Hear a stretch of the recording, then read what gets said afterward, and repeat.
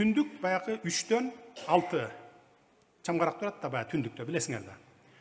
Ошону айтты, жалаң жамандыкка тигиле турган боз үйдүн түндүгүн коюп койбодубу деп.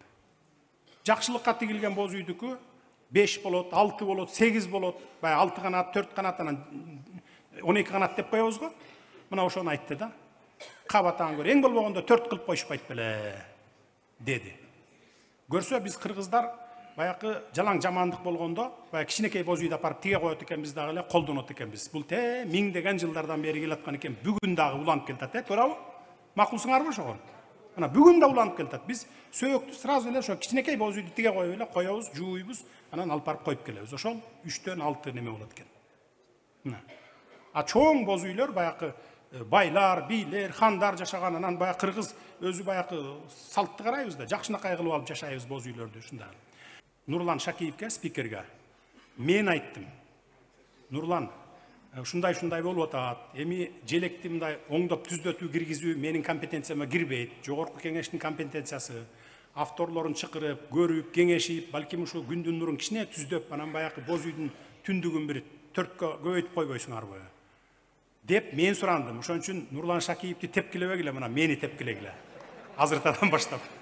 Анан эми аягына чыгайын. Буну дагы мындай деп каршы чыгып атышат. Каршы чыккандын көбү буган расход кетет деп атат. Паспорттарды алмаштырабыз деп атат. Номерлерди, анан башка жана башка жок. Эчтеке алмашылбайт, расход кетпейт, бир тыйын расход кетпейт. Биз 30 жылдын ичинде 6 жолу паспорт алмаштырдык. 5-6 жолу. Эски паспорттун мөөнөт өткөчө чейин иштейт. Жаңы берилген паспорттарга гана жаңы менен кете берет.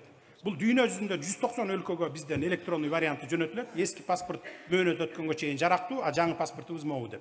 Бүттү, эч кандай чет өлкөгө чыгасыңбы, мамлекеттин ичинде жүрөсүңбү, паспорт алмашылбайт.